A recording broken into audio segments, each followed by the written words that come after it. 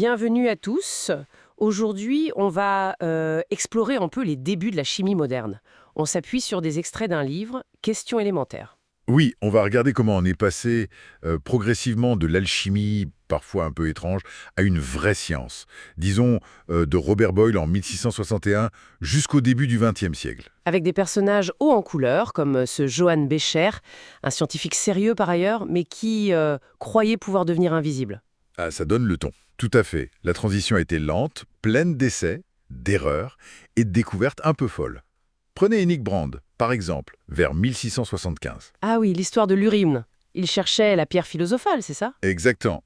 Il s'est mis à distiller des litres et des litres d'urine humaine, espérant en tirer de l'or.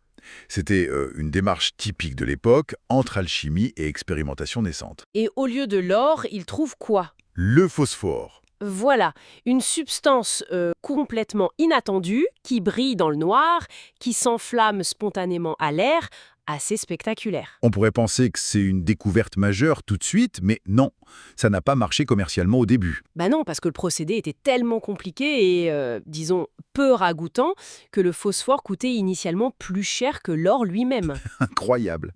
Il a fallu attendre qui alors? Il a fallu attendre Carl Scheele, un chimiste suédois.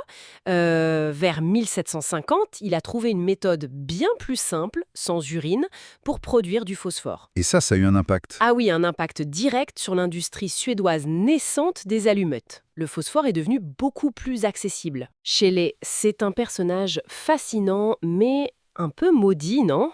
On dit qu'il a découvert énormément de choses. Oui, un découvroir prolifique.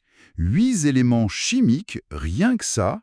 Le chlore, l'oxygène, avant Priestley d'ailleurs, hein, le manganèse, le barium. Le problème, c'est qu'il était souvent malchanceux ou lent à publier, donc d'autres ont eu le crédit, comme Priestley ou Humphrey Davy. Souvent, oui. Manque de communication, peut-être un mauvais réseau scientifique à l'époque. Et puis, il y a sa fin tragique. Son habitude de goûter les produits chimiques.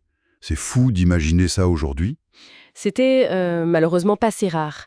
Mais pour lui, ça a été fatal. Il est mort à 43 ans, probablement empoisonné par tout ce qu'il manipulait et goûtait. Ça montre bien les risques d'une science encore très empirique. Et puis arrive Lavoisier, fin XVIIIe siècle. Lui, il met de l'ordre, c'est ça.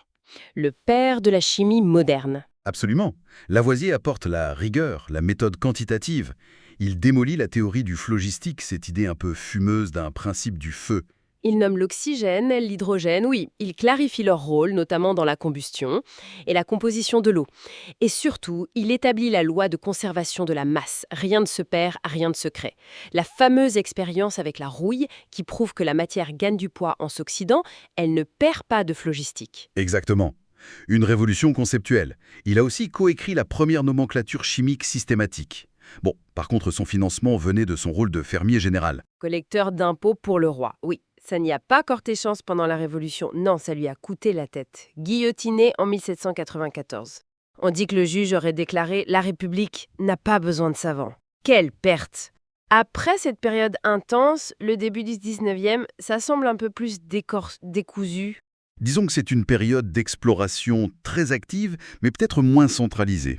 On découvre plein de nouveaux éléments, notamment grâce à l'électrolyse. C'est l'époque de Humphrey Davy, Celui qui isolait le potassium, le sodium, et qui aimait bien tester le gaz hilarant, le protoxyde d'azote. lui-même. Il organisait des soirées où on inhalait ça pour s'amuser. Mais scientifiquement, il a fait des avancées majeures avec l'électrolyse. Et c'est aussi l'époque d'Avogadro, en 1811.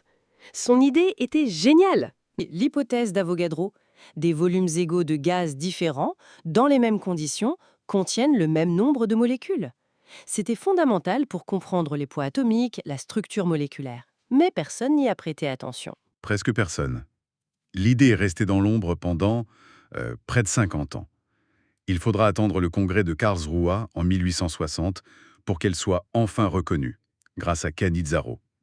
La chimie avait besoin d'organisation. Et l'organisation, elle arrive en force avec Dmitri Mendeleïev et son tableau périodique en 1869. Le coup de génie, classer les 63 éléments connus, non seulement par poids atomique, mais surtout en fonction de leurs propriétés chimiques récurrentes. Et le plus fort, ce sont les trous qu'il laisse dans son tableau. Exactement. Il prédit l'existence d'éléments encore inconnus, le gallium, le scandium, le germanium, et décrit leurs propriétés avec une précision bluffante. Quand on les a découverts, ça a validé son système de manière éclatante. Un outil prédictif incroyable.